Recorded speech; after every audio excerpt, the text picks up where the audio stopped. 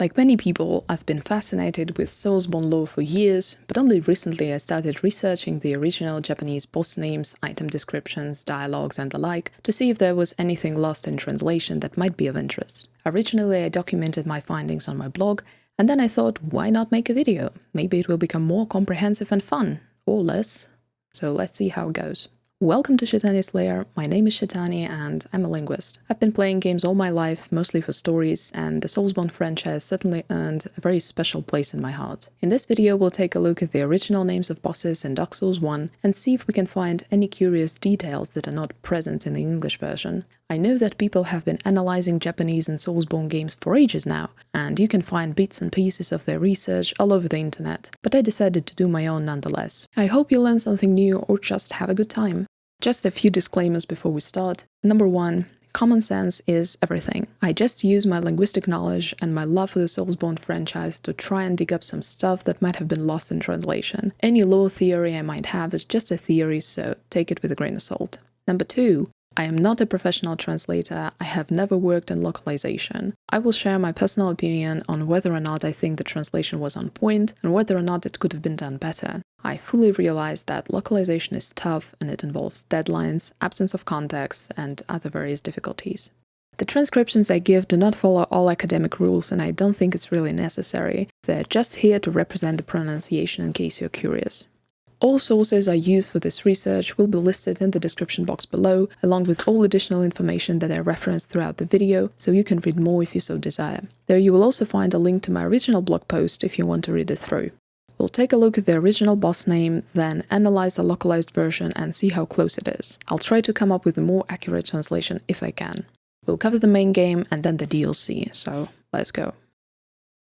The word demon in Asylum Demon and in many other boss names in Dark Souls is the English word demon, borrowed into Japanese and written in katakana, a syllable used for writing foreign words. Japanese does have an extensive native vocabulary of demons and the like, but they're all very specific and mythology related, so the original uses a borrowed word that is more generic. Asylum part of his name stems from the name of the location, Undead Asylum. His full name is actually Demon of the Undead Asylum, but it was shortened to Asylum Demon.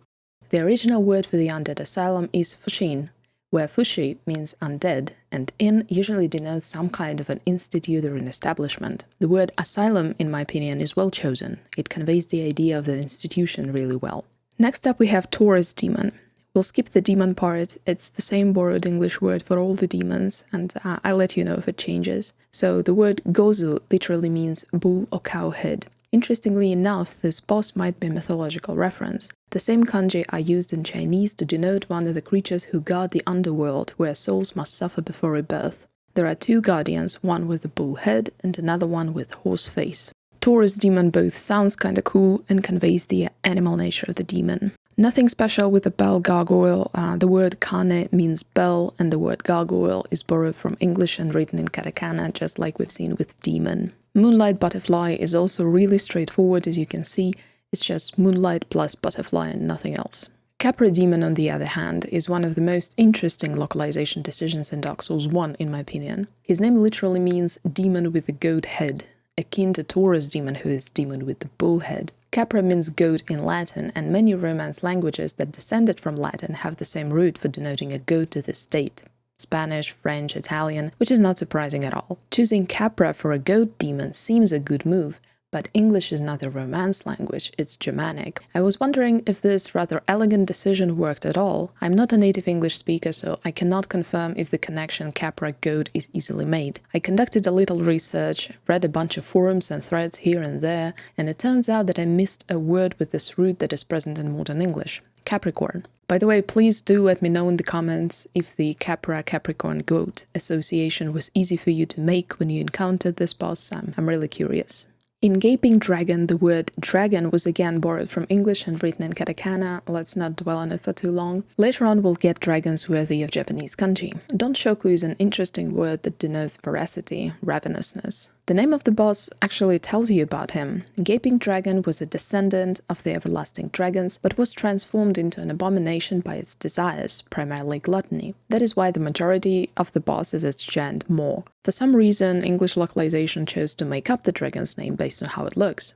Why not Voracious Dragon? I don't know. With the Chaos Witch Quelaag, localization is on point, but let's look a little closer at the word Konton, that means chaos. This specific word also has a Chinese reading, and in Chinese cosmic mythology it means primordial chaos. Fits nicely here. Majo means witch, it's quite a generic word, nothing special here. Then we have her name written in katakana. I do think sometimes that all names were conceived in English first, however there are disparities that make me think otherwise. Quelaag sounds beautiful and it reflects the Japanese version well. Since Japanese is a syllabic language and uses syllabaries and not an alphabet like English, it might be quite challenging and even impossible to have one-to-one translations over proper names, so I don't usually nitpick there unless there is a clear way the name could be conveyed more accurately. In Stray Demon, the original word hagure is derived from the verb hagureru, which means to lose sight of one's companions or to stray from the herd. This boss can actually be seen at the very start of the game, just below the Asylum Demon. However, the fight becomes available later, upon your return to the Undead Asylum. The word stray, as I feel, creates a feeling of this demon just aimlessly wandering around, by chance coming to the asylum. In fact, this demon is kind of a legal dweller of the place. I think hagure is more about him losing sight of his body on the upper floor and possibly being the last of its kind, without a herd. But I guess I'm thinking too much, so moving on. I love Pinwheel's original name, it's hilarious. So, Sannin literally means 3 people, and indeed Pinwheel has 3 masks, a man, a woman, and a child. Haori is a traditional Japanese jacket worn over a kimono. Also, haoru means to put on. So is that all? Boss who wears 3 faces. Oh no. In Japanese traditional comedy, there is an act that is called ninin baori, 2 people in haori. The gist is simple. One person puts a haori on their shoulders, and the other one puts his hands into the sleeves, standing behind, and tries to feed the first one. They're usually not in sync at all, and it makes this comedic act fun to watch. So yeah, this boss is literally 3 people in a giant bathrobe, straight from Japanese traditional comedy. People who thought that Pinwheel was a troll boss, here's your proof. The cultural barrier proved to be insurmountable, and English localization chose to focus on what the boss is doing, translating him as Pinwheel. This name was completely lost in translation, and honestly, I cannot imagine how you can localize something like this accurately. You probably cannot. Iron Golem is simply the English word Iron Golem written in katakana, so nothing to see here. Let's look at Ornstein. Ryukari means dragon hunter, and the first kanji means dragon. So I told you we'll see a kanji for dragon. The more accurate translation would be dragon hunter Ornstein, but I guess it does not sound as brutal and heroic, so we have dragon slayer. There is nothing really special about Smough, so Keisha means executioner, and the English version of his name Smough is on point. Gwyndolin is my favorite sweet child, and he probably has the most intricate name. Kage usually translates as shadow. This kanji, however, has another meaning, yin, female principle in nature as opposed to yang. It also symbolizes the shadow and the moon. If you remember, Gwyndolin did not inherit the powers of the sun from his father, and instead he was bound to the moon, and as a result was raised as a daughter. Here it acts as a more of an adjective, characterizing the following noun. Taiyo means sun. The second kanji, of course, means yang. The name Gwyndolin was surely conceived in English like many others, so no mistakes here. Seriously though, Gwyndolin's name explains half of his biography, the duality of the moon and the sun, of masculine and feminine all colliding in one person. That's incredible. Priscilla's name literally means half-dragon Priscilla. Hanru means half-dragon. Crossbreed is all fine, but why did they meet the dragon part? And her name is just Priscilla, written in katakana, so nothing to see here. Ceaseless Discharge is a Pinwheel-like case, but let's try and dissect it. His name means something along the lines of the creature who continues being sore or inflamed. If you remember the lore of this boss, he was the only son of the Witch of Izalith and her youngest. In one of the interviews, Miyazaki says that he was born long time ago, when the flame was not yet stable and it's hurting him. If you look closer, you can see sores on his body that continuously leak lava. Thus, his name is something like a continuously sore creature. The translation is pretty tough on this one, and the English localization based their choice on how the boss looks and what he does. Ceaseless Discharge is not really a comprehensible boss name, but neither is a continuously inflamed dude. The most interesting thing about Demon Firesage's name is the placement of its boss. In Asylum Demon, the demon part was at the end, after the possessive particle, pointing at the fact that it belongs to a place. Here, the demon part is before the particle and not after, and that's kind of important. According to the lore, Demon Firesage was the last master of the original fire arts before his transformation. His position in a demon hierarchy is very high. He's not only a demon himself, but a Firesage among demons or of demons. This detail went unnoticed as far as I can judge, but I love Firesage though, it's way more imaginative than Fire Priest. Centipede Demon is an accurate translation, so well done. In Great Grey Wolf Sith, the translation is accurate. For the Great Wolf, the original uses dairo, literally meaning big wolf. Somewhere on Reddit, I read that the same word is used in the Japanese translation of the Song of Ice and Fire to denote direwolves. Seath's original name is much simpler than you would imagine. Hakuru means white dragon. Just like that, nothing about scales. So let's check out the Japanese wiki, maybe it can shed some light on this. So it says, ancient dragon Seath, who did not have the scales. As we all know, everlasting dragons had these special scales that made them invulnerable, and Seath did not have those super scales. The official concept art shows that he indeed does not have any scales, but has fur that dragons also had, and that fur is white, the same as Priscilla's. He's both a scaleless and an albino, buff-fluffy. It puzzles me deeply how Priscilla's original name is Dragon Crossbreed, and the English localization concealed the dragon part of it, but simultaneously chose to expose Seath's scalelessness.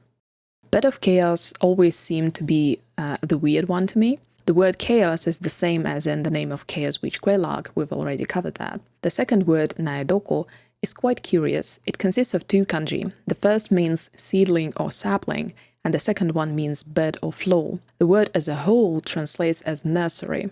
This boss name references the place where the chaos was born, where it all started.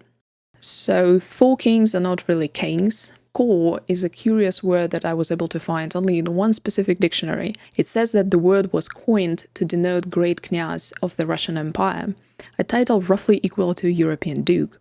If you look at the kanji, they seem to denote something like public kings, or duke kings, like great dukes or something. I'd say that those are 4 representatives of the higher aristocracy, or just had other names than kings. Ko seems to be oddly specific.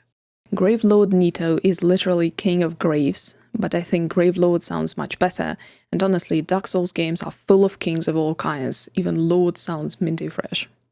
Gwyn is Fuel King. Maki means fuel, something you use to start a fire or to keep it going. Or means king. The null particle seems to indicate that Gwyn is king of fuel, of something that supports the fire, but I think here we find the same case as with Gwyndolin. Maki no Or can be understood as king who is fuel, or who is made of fuel, which is pretty much the law. Gwyn is just Gwyn, written in katakana. By the way, Gwyn means white or holy in Welsh and Cornish. And Gwyn concludes the main game, so let's dive into the DLC. Sacred Beasts of the Mausoleum turned into a simple Sanctuary Guardian. What a pity. While conveying the purpose of the boss, it is much less poetic. Knight Artorias is really straightforward. Kishi means knight. It's a very standard word you'll find in any dictionary. The same word is used to denote 4 knights of Gwyn. His name is actually more likely to be Artorias than Artorias, but it doesn't make much of a difference. Shinean Aruki is Artorias' nickname. It consists of Shinean, meaning abyss, also abyss in a religious sense, like the underworld, and Aruki is the walker, the one who walks the abyss walker, so that's perfect. Kalameet is Kokuru, Black Dragon, in contrast to Seath, who is Hakuru, White Dragon. His name was undoubtedly derived from the word calamity, which I find very interesting and even funny, so no problems with localization here. Manus is the king of the abyss, or the king who is abyss, the same thing as with Gwyn, who is the king of fuel, or the king who is fuel, which is true because Manus is leaking abyss. Localization decided to kind of spoil it once again with father of the abyss, when originally it should be king. It's a real pity that the duality of Gwyn and Manus that is apparent from their naming patterns was lost in translation. Many people believe that he has the name Manus because of his giant hand, and indeed the root Manu is Latin for hand. Others think that his name is a throwback to the Hindu term Manu, which denotes first man or archetypical man, or even the father of the human race. So let's look at the mini-bosses. Hellkite is a Hiru, meaning flying dragon. Honestly, I still struggle to understand if there is a pattern in the type of dragons and the word that denotes them. Seath, who is a true everlasting dragon, is written with the proper kanji. Kalameet gets a kanji too. Gaping Dragon is a descendant of the everlasting dragons and is denoted with an English word dragon written in katakana. Hellkite is some kind of underdeveloped dragonish creature like a wyvern, but he still gets the same kanji as Seath and Kalameet. It's very confusing to me, but maybe I'm missing something. His name is just the English word Hellkite written in katakana. Titanite Demon's real name doesn't make much sense to me, but I'll try my best. Kusabi means wedge, chalk, or linchpin. Titanite demons are creatures that were born from Titanite after some kind of god blacksmith died. Titanite is an in-game item, and if you look closely, you can see that inscriptions on it resemble something of cuneiform, and the word cuneiform in Japanese is written with the same kanji. Now, I know that what's on the Titanite is actually futhak and not cuneiform, but come on, I'm trying real hard here. Maybe the demon is named after some wedges or linchpins used in smithery, I've no clue. Probably the funniest thing about this boss is that upon death, it drops his weapon that is called Demon no Kusabi, his name backwards, something like Demon's Wedge. English localization apparently decided to just name him Titanite Demon and be done with it. Hard to blame them, really. Hydra is not Hydra, it's Lake Beast. The original might seem kinda meh compared to Hydra, but I personally love it way more. English localization apparently saw multiple heads and labeled the mini-boss Hydra to make it simpler for the players, but that's a pity. Armored Tusk is just Armored Tusk written in katakana, so nothing crazy here. Undead Dragon is actually the English Dragon Zombie written in katakana. I know that zombie is not really a word that DS lore uses much, if at all, but this is the original name nonetheless. And so we've talked about every single boss and mini-boss in Dark Souls 1, and what can I say? Localization is tough. Localization from Japanese is extra tough. English localization did some great and elegant translations like Taurus Demon, Capra Demon, and Demon Firesage. There was also a lot of imaginativeness when it came to bosses that could not be translated as is, like Pinwheel, Titanite Demon, and Ceaseless Discharge. There was also a bunch of decisions that must have been somehow motivated, but I failed to see how exactly. Like trying to come up with a boss name when the original is easy enough to localize. For example, Gaping Dragon, why not Voracious Dragon? Or spoiling the lore of the boss when the originals are very straightforward and say nothing about it, like Father of the Abyss, Seath the Scaleless. Why not Lord of the Abyss and White Dragon Seath? On the other hand, Crossbreed Priscilla drives me crazy because her original name says half dragon. And yes, I'm very upset about Hydra because it's Lake Beast. I feel like localization was trying to make many things more familiar, thus more comfortable, instead of leaving the player guessing or scared as intended. Trivializing a mysterious lake beast into Hydra that everybody has heard about is ruining the unsettling atmosphere of Dark Souls, where many things should spook you by their unfamiliarness. And this concludes the boss names from Dark Souls 1. I plan on doing videos on Dark Souls 2 and 3 and Bloodborne in a similar fashion. Those posts are all finished and you can find them on my blog if you follow the link in the description. However, I do hope you'll come by when I make those videos. I'm currently working on a big Sekiro project where I look at every single kanji and analyze original names and descriptions of everything, so there's also that. I hope you enjoyed this little research. Do let me know in the comments if some things were difficult to read or understand. I'll gladly change stuff up to make it easier because I'm definitely more of a writer and I'm learning video editing as I go. Thank you for your time, and I hope to see you in the next one.